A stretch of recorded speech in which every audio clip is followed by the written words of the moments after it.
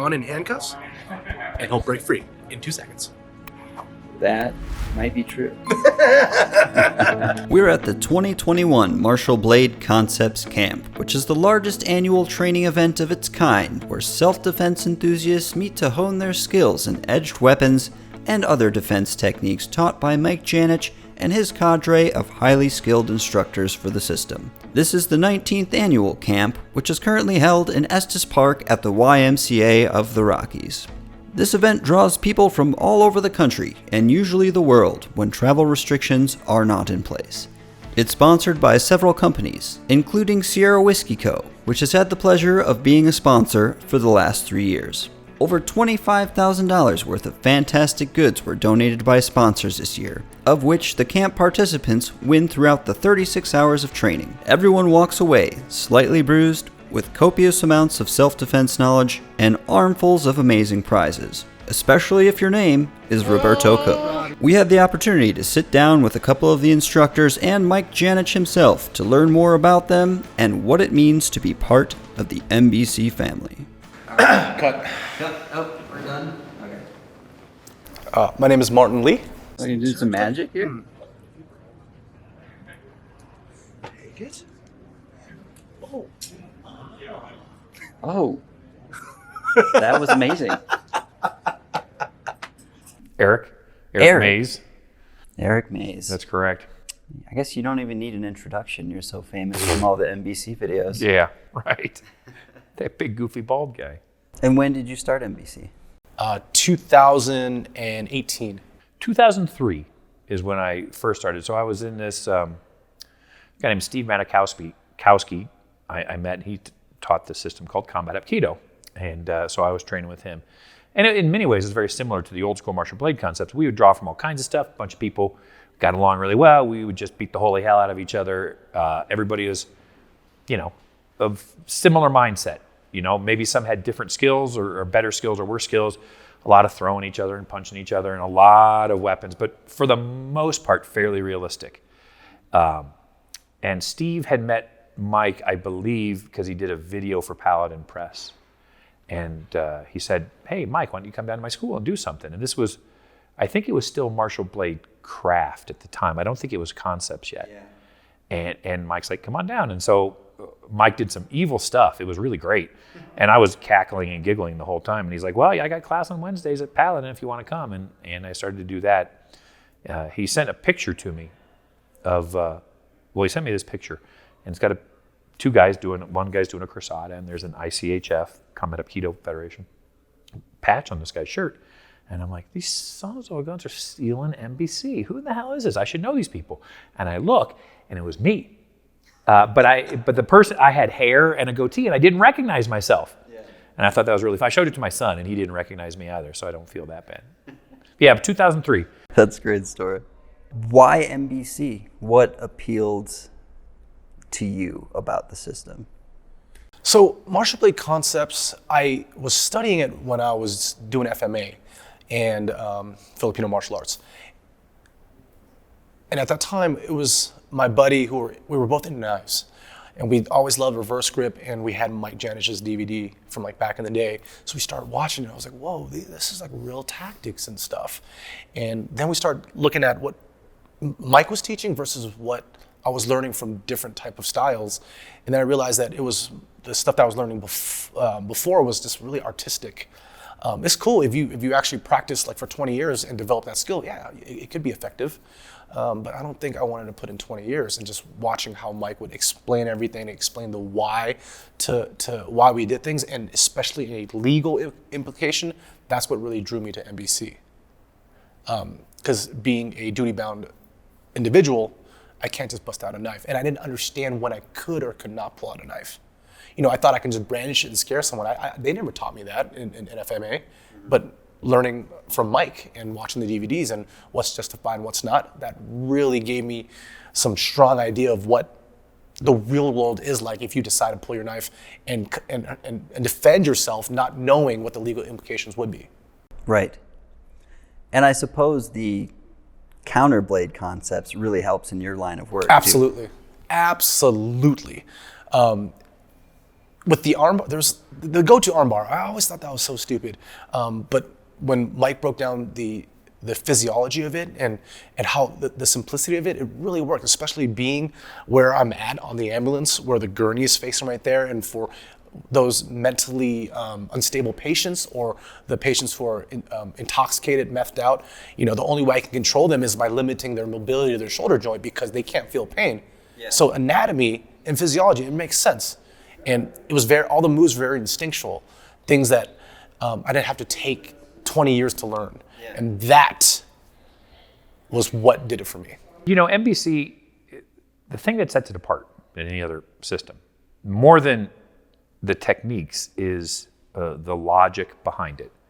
And its goal is always self-defense, right? And we say MBC is all about stopping power. It's not about killing somebody, it's not about being a kickboxer or jiu-jitsu guy. There's no competition. It's just being able to go home. You're an MBC instructor. I hope so. Yes, I am. I mean, we'll Yes. have to check the records, but Yes, I am. what made you want to become an MBC instructor? That's a very good question.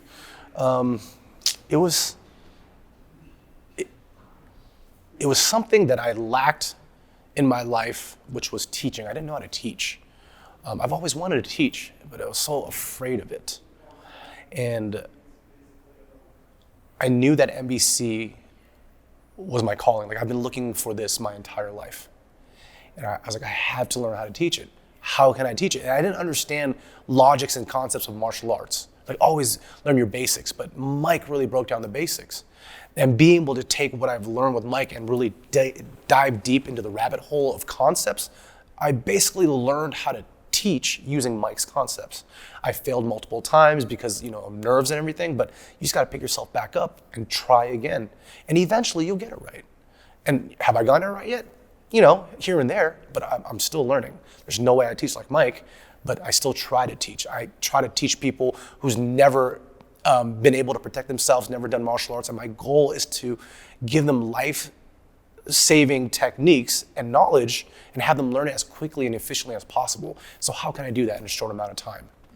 And I just practiced, record Mike when he was doing his PowerPoint. I would sit and just watch and try to memorize it. And then I realized memorizing didn't work, but understanding the logic of how he broke everything down step by step. And then when you see it that way, it's actually a lot easier to teach versus memorization. I always thought memorization was how teaching worked. That's not the case. Yeah. The rote method of just, Yeah. I'm going to absorb this, I'm going to memorize it, and then that's the way I'm going to teach somebody else. Yeah, I wanted to face my fears, and just people said I couldn't do it.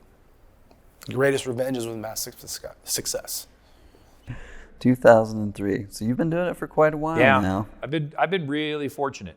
Anytime with Mike is good, but I've been around for a lot of the development. Well, how long after that did you become an instructor? I'm like, your love of martial arts, I figured, it's just a natural extension. Well, the thing about MBC was, especially like at camp, there was never going to be instructors. It was just us getting together and training, and more people showed. Now, MBC is not a big system, and kind of on purpose, right? Because when you get more and more people, you get people that don't quite fit in as much as we would like, right? But after a while, it was like, well, we kind of have to designate that somebody has kind of completed the system. Then that's when we started doing instructors. The funny thing is, I didn't know, well, at least I think it's funny, I didn't know you had to tell Mike you wanted to test. So at camp, we're getting ready to test, and somebody says, hey, I need a partner. I'm like, yeah, I'll partner with you.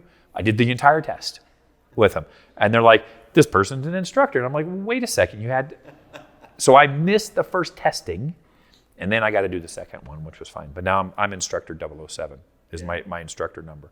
But I'm still a little bitter about that because I wanted to be in the first testing group. That's the best number. However, yeah, I think it really is quite funny. It's very fitting. I mean, I tend to wear a lot of tuxedos, so it works for me pretty nicely. Yeah. Yeah. Well, now you have to wear a tuxedo. Yeah. at Well, camp who next doesn't? year. Yeah, I should get like a little tuxedo shirt. Yeah, absolutely. I think that's what appealed to me about Martial Blade Concepts was the fact that it was applications. Like, you're learning how these things can help you immediately. I mean, I love martial arts like Bagua and Tai Chi, the big, beautiful movements. Beautiful. And, they have their applications and they have their place, but, to study it for 15, 20, 30 years before you can really implement it well, it's just not really a luxury that we have. I agree. Well, also in California, you can't really conceal carry there. And what can we carry? A knife. So that was what really drew me too. And in the Bay Area, the Filipino martial arts community is huge. And I've seen it all, and they had nothing compared to what Mike had to offer. But what martial blade concept is, it's still borrowed from Filipino martial arts. Everything that we do is from Filipino martial arts. They basically invented knife fighting because of how they had to protect themselves in the battlefield.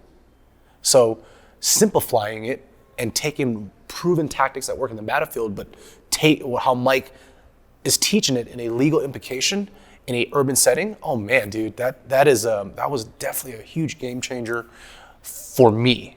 Yeah. Especially being tapped into the Filipino martial arts community. Several crazy things about MBC.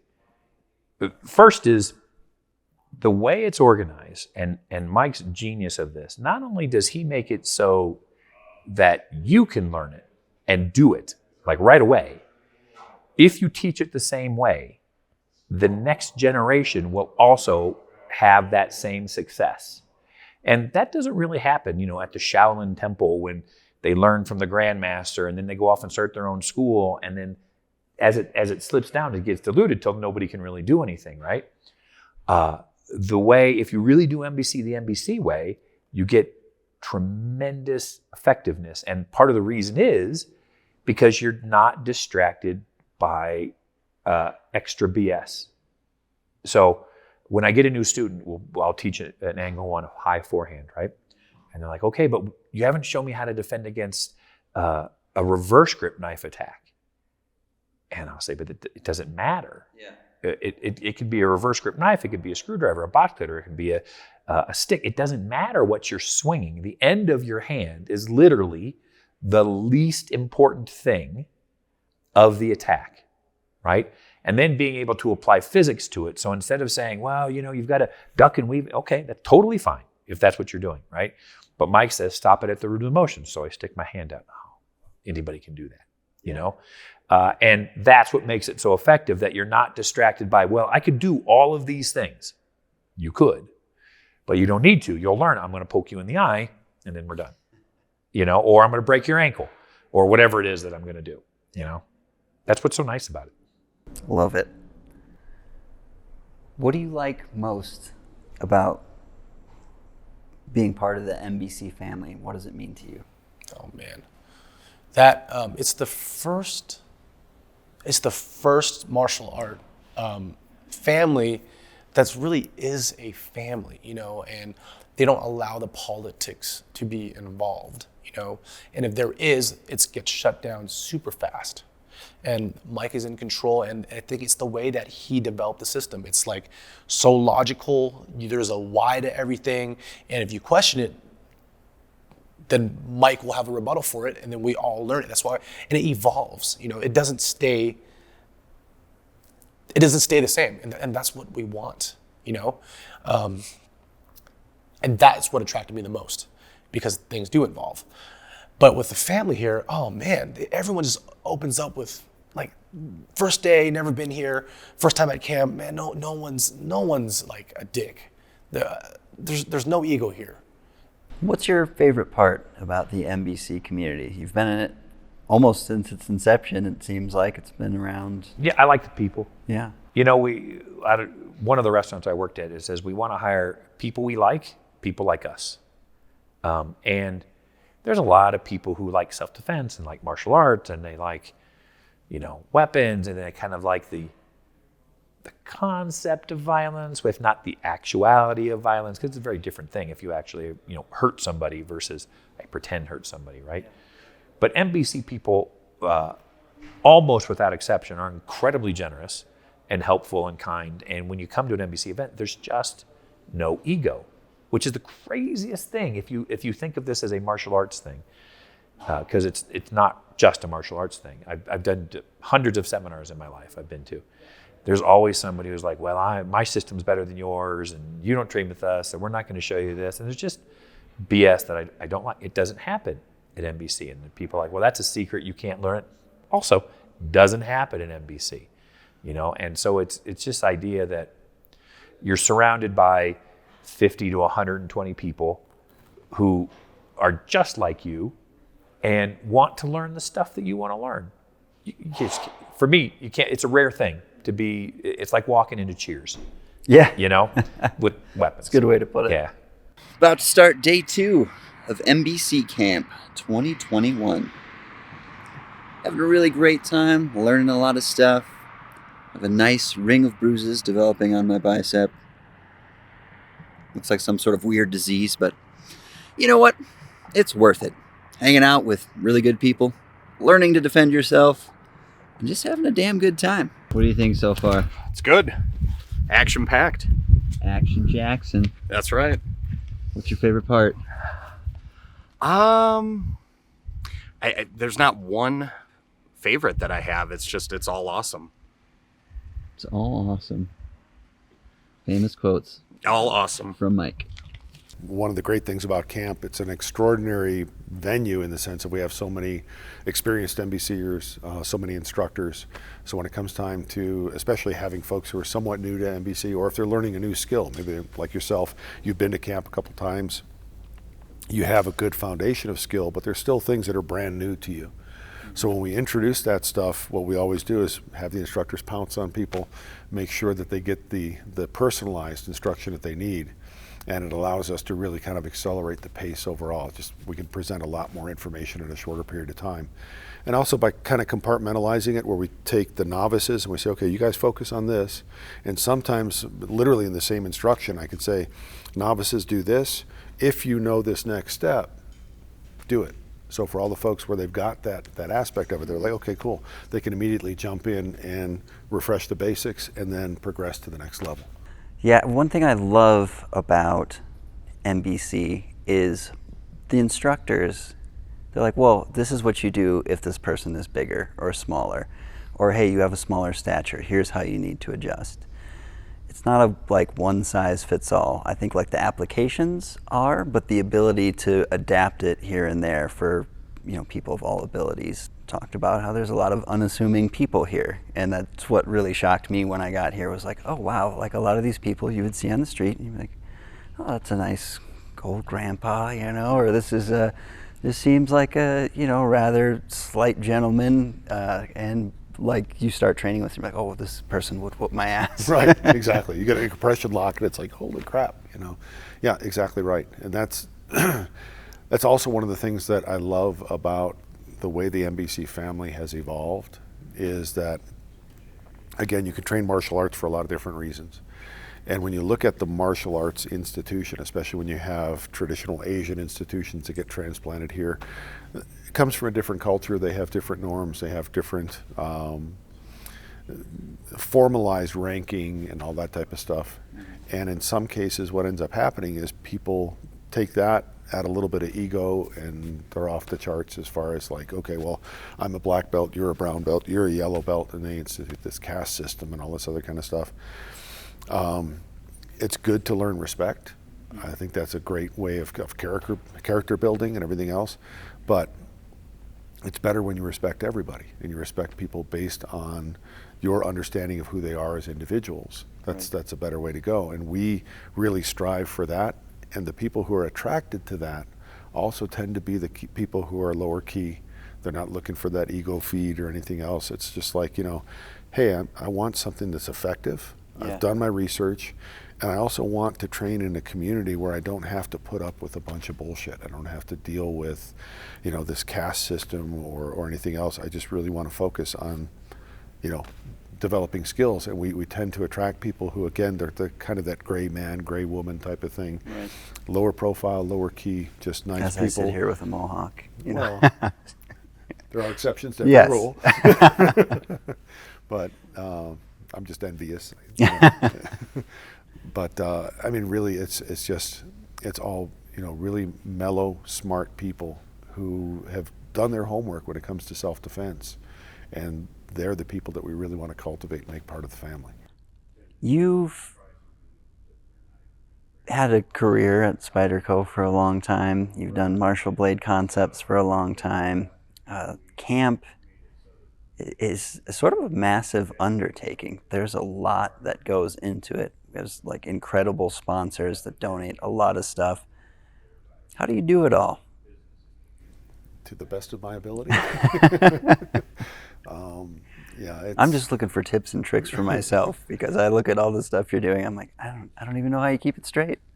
I really try to focus. First of all, what's great about it when you look at Spyderco, when you look at Marshall Blade Concepts and everything, Spyderco has been very supportive of MBC, which is great. They give me the latitude to be able to teach seminars and to do that stuff. They see that as a positive association. They don't formally sponsor me. I run MBC separately from my job at Spyderco, but they're very, very accommodating as far as allowing me to do that because they see that it's a positive association. They see it's a good synergy. Yeah. So that helps a lot. But what it really comes down to is when you can get people together like this, and you see the people, as you mentioned before, serving folks of this caliber is gratifying, you know. And when I can get out there and teach something, and you see the heads nodding, and you see people getting it, and you get the feedback, that aspect of it, knowing that you're helping people to be safer, that's what fuels the energy side of it. So I know that I've got to do a lot of other administrative stuff and everything, but every time I get to that point where, hey, I'm frustrated that I've got to, send out a bunch of emails or wrangle this, or this showed up late, or this got misshipped somewhere, and just dealing with all the administrative minutia and everything. When I get bogged down in that, then I just kind of stop and think for a second. It's like, wait a minute, when I teach somebody how to do a split X and not get stabbed, when we get feedback from people who have had to use the techniques and it's literally saved their lives, they tap into that energy, and it's like, okay, cool. That's what the ultimate win is. Yeah. So, sending out an email, no big deal. Okay, I'll get up early. I'll spend a few extra minutes and get it done. Yeah. So reframe it. Get the correct perspective. Feel the gratitude of what you've accomplished. What you're doing is you're always kind of redefining what's my end goal. And okay, if this is the shit that I've got to go through to get there, that's okay. Yeah. I'm not going to necessarily enjoy it, and I'll just get it done and drive on, because I know there's something good at the end of it, or there's something good that has happened that makes that investment of time and that effort worthwhile. Few things that are easy are worth doing. The whole instant gratification culture, and I think it just leaves people feeling really hollow. There's some element of struggle that we need to go through. Like, challenges need to be challenging. Right. Otherwise, it's just kind of boring. Well, and especially, that applies to everything across the board. But when you look at what we're trying to do here, you're providing training to people so that if they're caught in literally a worst case scenario, somebody trying to kill them, somebody trying to, commit some type of violent crime against them, they need to be resilient. They need to tap into that, that will to survive. Absolutely. And if you go through life and, everything is handed to you, everyone gets a participation award, nobody wants to make anybody feel bad or anything like that. Getting punched in the face once in a while is a very sobering thing, but it also is a very empowering thing, because it's like, okay, that was a hard thing, and I gritted my teeth and I fought through it, and now I'm a better person because of it. Mm-hmm. That's what builds resilience in every sense of the word. And if you lead your life always looking for the easy way out, if you lead your life in a way where it's like, okay, I'm going to shy away from challenges, and I'm not going to ever endure hardship, I'm going to do everything I can to avoid it. If something bad does happen, you're ill prepared to do it. Right. So it really, natural selection has gotten us where we are over millions of years, and that continues every day. That process is never ending, and that's not just natural selection in the sense of, evolution of species and all that kind of stuff. It's natural selection in the sense of your ability to endure life and to endure life's hardships. when, Yeah. when something bad happens, how do you deal with it? Emotionally, can you say, you know what, I had a bad day, now I need to curl up in the fetal position for 3 days because, it wasn't fair that I got, bad things happen to me. Yeah. No, suck it up, fight through, and it makes you stronger in every sense of the word. Well, like a fine whiskey, camp, MBC, you get better year after year. So I just really appreciate, being able to be a part of this and having the honor to sit down with you and be a friend to you and learn from you as well. Well, thank you so much. I appreciate your friendship and brotherhood. I also appreciate your sponsorship of Marshall Blade Camp, being here as a product sponsor and allowing everybody to benefit from that as well. Just all the way around. Thank you for everything. I truly appreciate it. It's a pleasure. We'll continue to do it as long as we can. Thanks, brother. Thank you. Right. Post-camp interview. How was it? Incredible. Absolutely incredible. Yeah, you do it again? Oh, absolutely. Yeah. We're already talking about booking next year, getting it done. Was it as intimidating as you thought it would be? It was at first. As time went on, it got a little bit easier. It was nice asking for help from instructors. They were awesome. I mean, everybody was really awesome. I think that ended up being what worked out, Everybody was so willing to help. Yeah, just warm and friendly people. Mm-hmm. Kick your ass, and you gotta kick someone else's ass if necessary. Oh, my shoulder. I got worked. Well, that's good. It wouldn't be camp if you didn't get worked a little bit. That's true. Yeah. Going home is definitely not as fun. Got a nice little Pro Tech hickey. Thanks, Eric Mays. You're the best. I mean, you really are. You're awesome. Well, time to drink some breakfast. Oh, wait, how does that go again? And until next time, keep on rocking in the free world.